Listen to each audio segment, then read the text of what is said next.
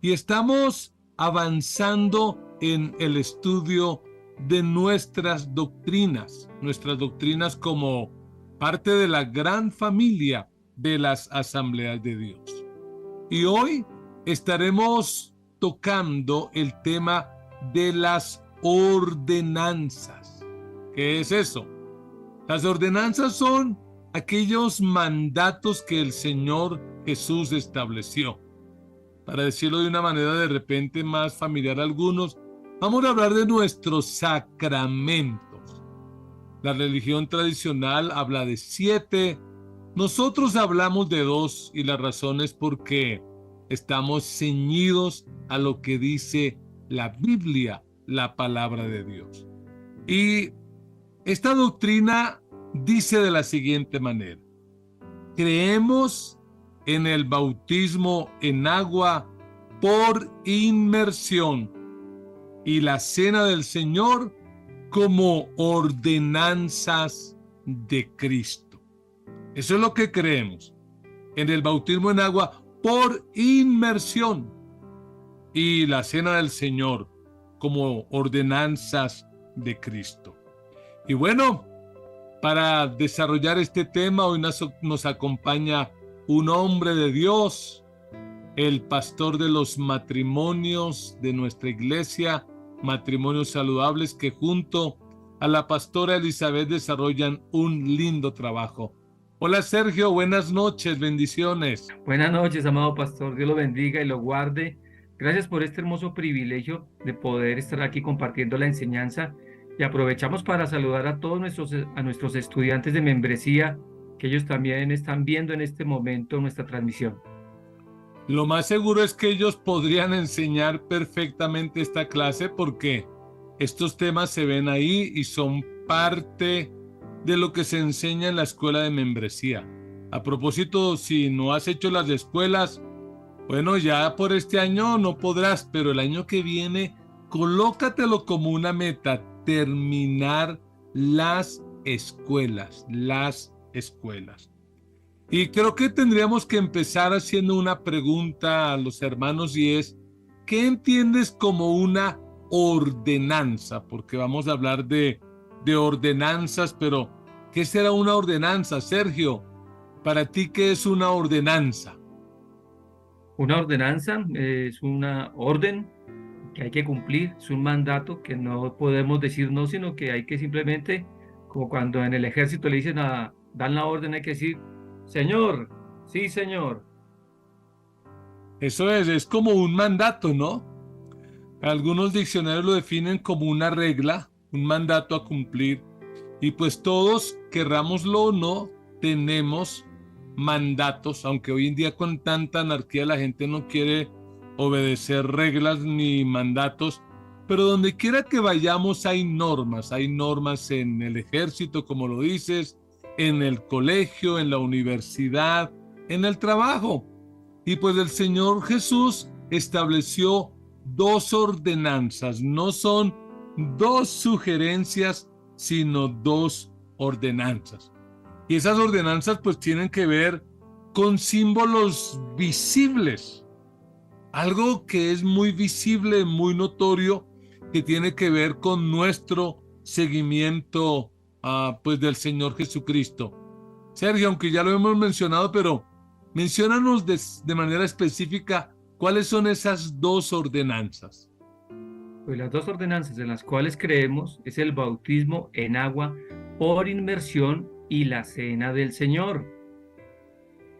Esas son las dos Exacto, ordenanzas. 2 ordenanzas. Y pues nosotros personalmente, para ir entrando en tema, no creemos que el bautismo salve, ni tampoco que la cena del Señor nos salve, no. Pero son de alguna manera una evidencia o una ilustración gráfica acerca de la salvación. Son sencillamente la evidencia. Y pues no sé, Sergio, si recuerdas uno de nuestros valores que tiene que ver con este tema que estamos tocando. Sí, practicamos un cristianismo vivencial y no ritual. esto nos habla de que como iglesia estamos enseñados a compartir con las personas lo que es la Biblia, lo que es la enseñanza, de una manera liberadora, no de esa manera ritualista, que nos ata y nos esclaviza a prácticas que no nos salvan ni nos sirven en sí, si no las entendemos por la fe. Así es, tal cual. Entonces no vamos a practicar esto del bautismo en agua por inmersión y la cena del Señor como algo ritualista. De hecho, si lo hacemos de esa manera, le estamos quitando el poder y le estamos quitando la fuerza a estos símbolos, a estos sacramentos, a estas ordenanzas. Sergio, hablando un poquito del bautismo, y tú que nos ayudas tanto en esto del MEC, Ministerio de Educación Cristiana, saludamos a Jamie Ramos, nuestra directora. ¿Por qué hay personas que a veces, y probablemente algunas están conectadas ahora, que llevan tiempo, meses, a veces años, y no se bautizan? ¿Por qué será que ocurre eso? Pues hay muchas razones, yo creo que de todo hay un poquito, pero pensaría de todas, la primera, que hay un miedo a no querer dejar esos hábitos pecaminosos. Hay un estilo de vida y ese estilo de vida es muy fuerte, entonces las personas no deciden dejarlo y por eso pues postergan y no lo hacen. Hay otras personas que la respuesta es que quieren vivir la vida cristiana, pero la quieren vivir sin bautizarse y eso es imposible. Hay otras personas que dicen, pero ¿para qué me bautizo si cuando era niño mis padres me bautizaron en la iglesia pues tradicional, en la iglesia católica? Y pues lo más relevante al final de todo esto creo que es porque no han creído ni han tomado la decisión de seguir a Cristo como discípulos verdaderos. Tal cual, porque de hecho cuando uno lee las Escrituras, cuando una persona realmente conocía a Cristo, el impulso rápido era bautizarse. Recordamos el relato por allá en el libro de los Hechos donde Felipe, el diácono, evangeliza al etíope. Y después de que el etíope comprende el evangelio, él pregunta, ¿qué impide que yo sea bautizado? Y Felipe le dice, bueno, si crees de todo corazón, bien puedes, y se bautizó. Por allá leemos también en Filipo, cuando el carcelero que tiene que vivir esta experiencia y escucha el evangelio en boca de Pablo, dice, ¿qué hay que hacer? ¿Qué hay que hacer? Y Pablo le dice, cree en el Señor Jesucristo y serás salvo tú y tu casa. Y dice que a esa hora, a la medianoche, probablemente sin agua caliente, se bautizaron. Entonces es importante entender esto del bautismo por inmersión. Nosotros no hacemos el bautismo por aspersión, como lo enseña la iglesia tradicional, y yo quiero que tengamos un poquito de paciencia, porque algunos dirán, pero ellos están en contra, por eso es que lo llaman protestantes. No, la verdad es que no se trata de que estemos queriendo llevar la contraria, sino es que estamos ceñidos a lo que la palabra de Dios dice. Y por allá en la Biblia encontramos que el término bautismo pues significa sencillamente eso, sumergir. En el tiempo bíblico, los que trabajaban con telas, cuando las querían transformar de un color, lo que hacíamos hace algunos años, algunos que queríamos tinturar, era sumergir esa tela en un recipiente lleno de un colorante, y esa tela salía impregnada de ese color. ¿Por qué crees, Sergio, también que deberíamos los cristianos que seguimos la Biblia bautizarnos por inmersión y no por aspersión? Pues la inmersión es sumergir totalmente el cuerpo en agua, ¿no? Y lo que nos dice el texto es que Jesús lo hizo. Y Jesús pues no necesitaba hacerlo. Él no tenía de qué, digamos, arrepentirse, para un perfecto. Y se presenta delante de su primo, de Juan el Bautista, y allí es bautizado. Entonces él nos da un ejemplo, no solamente de sometimiento, sino de someterse y sujetarse a su Padre que está en los cielos. De hecho, el texto dice que cuando Jesús lo realiza, la voz del Padre allí en el cielo dice: este es mi Hijo amado en el cual tengo complacencia. Ahí hay una verdad muy hermosa, es cómo nos conectamos con el cielo. Claro que sí, Sergio, y no hemos citado, bueno, sí hemos citado la Biblia, pero no hemos leído algún texto. Yo quisiera que miráramos un texto que está en Romanos, la carta de Pablo a los Romanos en el capítulo 6, porque en ese texto encontramos una de las razones principales por las cuales nos bautizamos por inmersión. Dice en Romanos capítulo 6, versículo 4, y lo quiero leer en la Nueva Versión Internacional. Dice el apóstol Pablo: por tanto, mediante el bautismo, óiganlo, fuimos sepultados con él, con Cristo, en su muerte, a fin de que así como Cristo resucitó por el poder del Padre, también nosotros llevemos una vida nueva. Y quiero leer el versículo 5 también. Dice: en efecto, si hemos estado unidos con él en su muerte, sin duda también estaremos unidos con él en su resurrección. El bautismo representa la muerte y la resurrección. Cuando hemos conocido a Cristo y nos sumergimos en el agua, estamos identificándonos con Cristo en su muerte. Por eso cuando un candidato, un seguidor de Cristo entra al agua, tiene que decirlo con el corazón: muero al mundo, muero al pecado, renuncio a Satanás, a los demonios, y decido resucitar, vivir para una vida nueva en Cristo. Entonces, por esa razón es que lo hacemos. Y vuelvo a repetir, el bautismo no es una sugerencia, no es si les parece, es que es un mandato. Es parte de la gran comisión. Jesús dice: vayan y hagan discípulos, enséñenles todo lo que les he mandado y bautícenlos en el nombre del Padre y del Hijo y del Espíritu Santo. Por esa razón es que nos bautizamos y lo hacemos de esa manera. En la iglesia primitiva vemos que eso era parte cotidiana de la iglesia. Alguien conocía el evangelio, lo creía y de una vez se bautizaba. Y los que están en la escuela de membresía saben que el bautismo es un paso de obediencia. Pastor, o sea que si no me bautizo me puedo condenar. Tal vez no porque no te bautices, sino porque estás abiertamente desobedeciendo. Y como ya lo dijo el pastor Sergio, porque probablemente está demostrando que no se ha convertido, que sencillamente no ha tenido una experiencia con Dios. Entonces es muy importante entender esto. Sí, mi pastor, una de las cosas que más como que lo pone uno a volar hay veces en su mente es lo que implica el bautismo. Es morir, es como cuando uno va a la sepultura de un entierro y la persona la echan, le abren el hueco y echan la tierra. Muerto está y murió a todo. Cuando nosotros vamos, nos morimos, nos sumergen en el agua y es una forma de decir: yo ya no vivo para el mundo, ahora vivo para Cristo.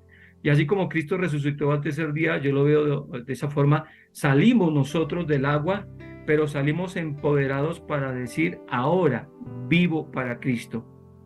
Cristo vive ahora en mí, entonces nuestra vida cambia. Entonces es muy hermoso toda la simbología de el bautismo. Y de hecho, recordamos que nosotros vamos a tener más o menos en unas 3 semanas nuestros bautismos, nuestro cierre de fin de año, donde nos alegraremos porque siempre tenemos un motivo para celebrar, y el bautismo implica que hay personas que se están añadiendo, que están siguiendo a Cristo.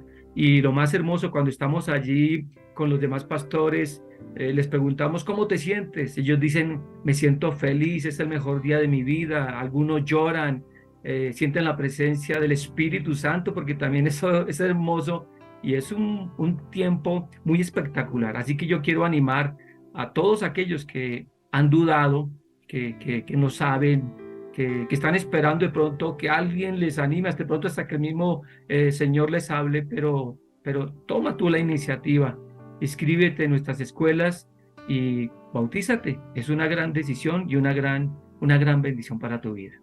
Así es, el bautismo es una renuncia, es un acto de renuncia, es un acto donde de manera radical renunciamos al mundo y al pecado y proclamamos que tenemos una vida nueva, como dice Pablo en la segunda carta a los Corintios. Si alguno está en Cristo, nueva criatura es. Las cosas viejas pasaron, todas son hechas nuevas. Pero Sergio, yo sé que hay una pregunta que probablemente como pastor y pastor de matrimonios y pastor de familia te han hecho es, bueno, ¿y esta iglesia por qué no bautiza a los niños? ¿Qué podríamos responder hoy? No bautizamos los niños, pues por una obvia razón. El bautismo implica arrepentimiento de pecados y es algo que tendríamos que decirle a un bebé, a un niño de 0 a 5 años, de 5 a 10 años. Bueno, te arrepientes de tus pecados y lo más posible es que él me diga, ¿y qué es eso? Agugú, Pecado. agugú. Sí, y de hecho hay una tradición nuestra que los niños no pecan. Entonces, por eso, como iglesia, consideramos que la edad de 12 años es una muy buena edad para que ellos, tanto los niños como las niñas, puedan tomar una decisión real y den un paso de obediencia, porque ya tienen cómo desarrollar un conocimiento y dar ese paso para poder bautizarse. Por esa razón, no bautizamos niños. Lo que sí hacemos, pues obviamente es una ceremonia de presentación de niños, que puede parecer algo similar a un bautismo, pero no lo es. ¿Qué implica una ceremonia de presentación de niños?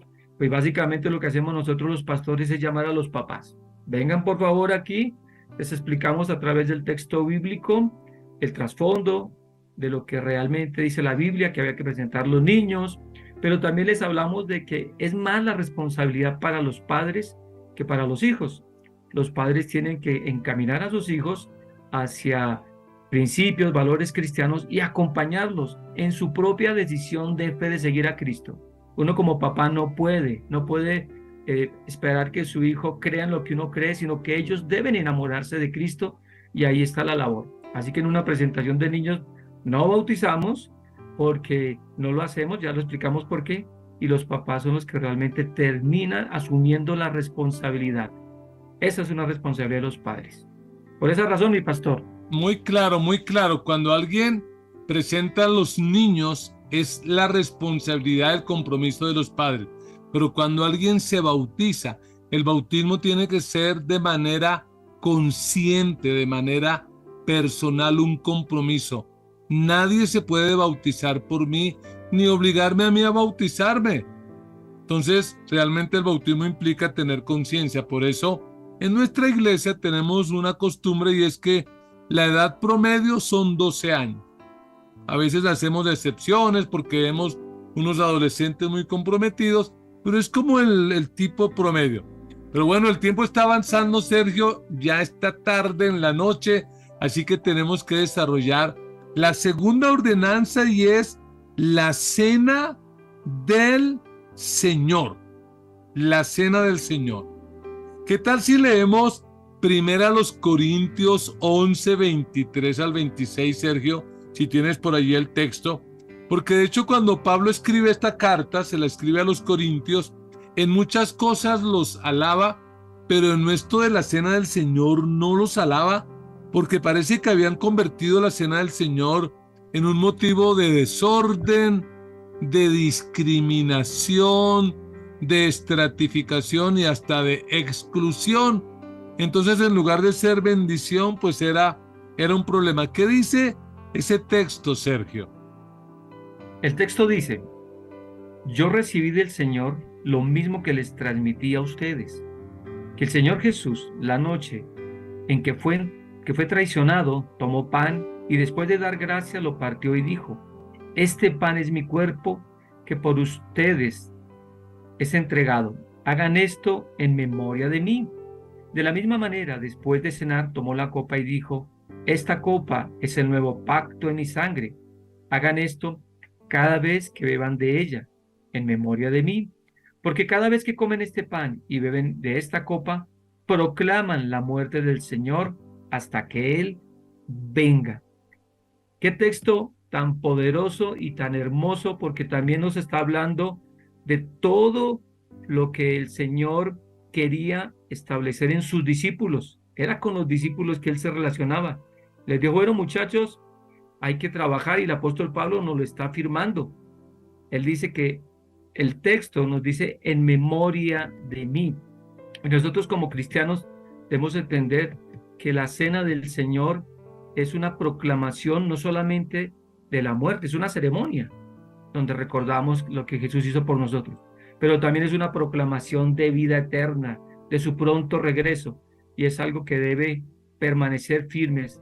Nuestro pastor Alfonso siempre nos ha estado ahí recalcando cuando tenemos la posibilidad de compartir la cena del Señor, y nos dice: Cristo viene pronto. Y tú lo vas a escuchar como nosotros en el cuerpo pastoral, que dice: cada vez me doy cuenta que el regreso de Cristo está más cercano.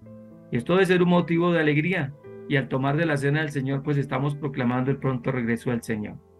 Amén. Así que podríamos sintetizar que la cena del Señor es, número uno, un acto conmemorativo.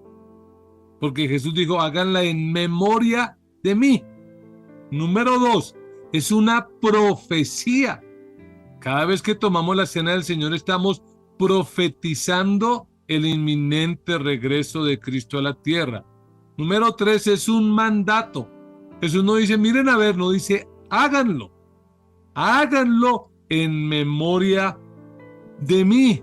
Entonces es importante tener en cuenta estos elementos.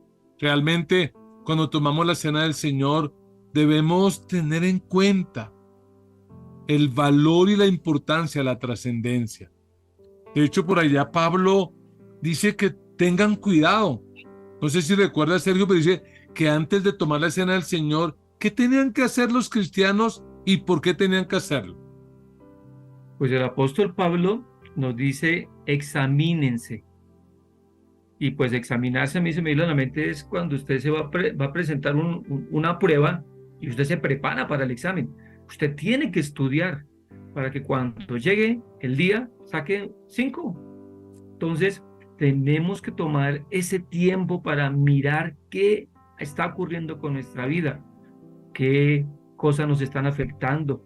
Y pueden ser cosas muy pequeñas o pueden ser cosas muy grandes, porque a veces pensamos que el pecado grande es el único que nos afecta, pero puede ser una mala relación, una circunstancia de conflicto entre pareja, la ira en el trabajo, tantas cosas que nos pueden estar afectando, y eso debe ser parte de nuestra poder interiorizar y poderle al Señor: no estoy conforme con lo que soy, porque el Espíritu se encarga en decirnos a nosotros: hey, ojo, pilas. Él hace llamados de atención.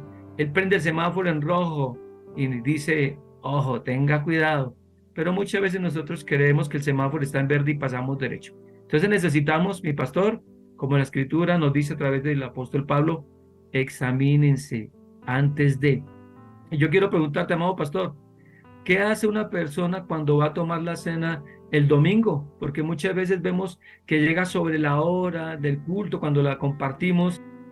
¿Y qué recomendación les darías a las personas, amado pastor? Bueno, reafirmar lo que tú dices, tienen que examinar su corazón para no comer la cena del Señor de forma indigna. De forma indigna significa con una actitud donde no se le valora. Y lo que tú decías es examinar si realmente en mi corazón hay pecados, puede que no sean morales, pero sí pecados de carácter, malas relaciones, una mala actitud hacia la iglesia. Entonces es como valorar eso, valorar ese espacio que la iglesia provee para examinarnos y para confesar. Creyendo lo que dice la Biblia dice que el que encubre sus pecados no prospera, pero el que los confiesa y se aparta, alcanza misericordia. Por eso en nuestra iglesia tenemos la costumbre de manera regular tomar la cena del Señor el último domingo de cada mes. Ahora que terminamos el aniversario, era como la lucha, no, tanta actividad, la fiesta, no, hay que tomar la cena porque es una ordenanza, hay que cumplir. Entonces, como preparar y darle el valor y darle la importancia. Y sobre todo esto, porque a veces encuentro personas que siendo de la comunidad, que habiéndose bautizado, llega la hora de la cena del Señor y no participan. Y luego les pregunto a los que veo y tengo confianza, ¿por qué no lo hiciste? Ah, no, pastor, es que tengo un problema con mi esposa o mi esposo, con fulano, y no he perdonado y no tomo la cena. Eso no es el propósito. ¿Por qué en lugar de hacer eso, por qué no te arrepientes, haces un compromiso con Dios, tomas la cena del Señor y sales dispuesto a vivir para agradar a Dios? Sergio, este reloj está que corre, que da miedo. Oye, uno se pone a hablar de estos temas y tenaz. No sé qué más pudiéramos hablar de este tema, Sergio, de la cena del Señor. Un tema importante. Nosotros, por nuestra tradición y nuestro trasfondo, cuando comemos el pan y tomamos de la copa, muchas veces las personas piensan que ahí está Cristo, en el pan y en la copa. ¿Qué nos puedes decir, amado pastor, para aquellas personas que todavía piensan de esa manera? Bueno, pues que es un mal concepto otra vez de la tradición católica, que cuando toman la cena del Señor, que la llaman Eucaristía, un término que es correcto, un término bíblico, realmente nosotros también deberíamos llamarla Eucaristía, porque la palabra Eucaristía es partir el pan, sencillamente, es partir y compartir el pan.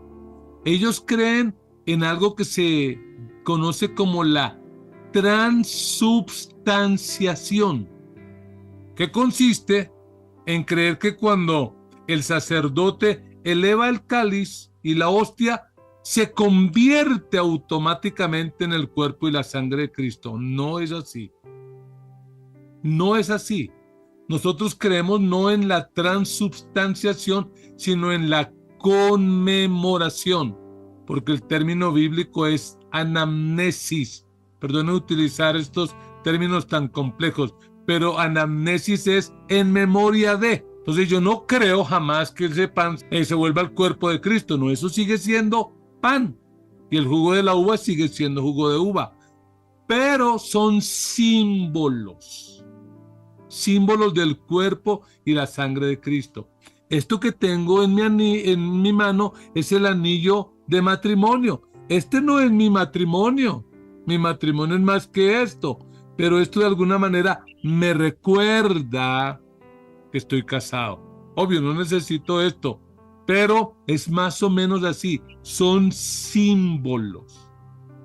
Y para ir terminando, recordarles lo siguiente, mire, cada vez que tomamos la cena del Señor, tenemos que mirar en tres direcciones. Tenemos que mirar adentro de nosotros, examinarnos. No para examinarnos y seguir haciendo lo mismo, no. Examinarnos para reconocer el poder de la sangre de Cristo, arrepentirnos, confesar esto y seguir adelante viviendo para agradar a Dios. Número 2, tenemos que mirar atrás, a lo que Cristo hizo por nosotros. ¿Qué sería de nosotros si no hubiéramos conocido de su amor y su poder? Creer que todavía la sangre de Cristo tiene poder para perdonar pecados. Y número 3, mirar hacia el futuro, al inminente regreso de Cristo. Cristo viene pronto, probablemente estamos a las puertas, no sabemos, pero el regreso de Cristo está muy próximo. Entonces esos son nuestros dos sacramentos.